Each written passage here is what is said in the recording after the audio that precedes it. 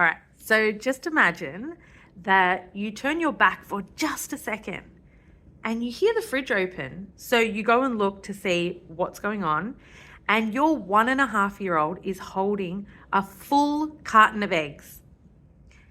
But you know that any reaction that you do right now is going to result in that carton of eggs being pegged across the room. So you take a deep breath and you think of one of the techniques that you got out of the Taming Tantrum course, and instead you ask your little one a question. Do you want to have some eggs? They respond with, yes, I do want some eggs.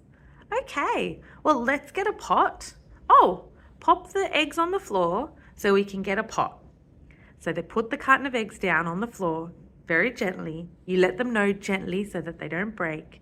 Your little one puts the carton of eggs on the floor and you think, oh, okay, first goal achieved.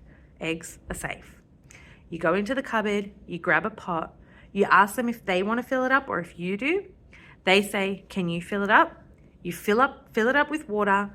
They get one of the eggs out and you show them how to gently put it into the water, and then you pop it on the stove and you get to put the rest of the carton of eggs back in the fridge. This is just a little bit of a taste tester of what some parents are getting out of the Taming Tantrums workshop.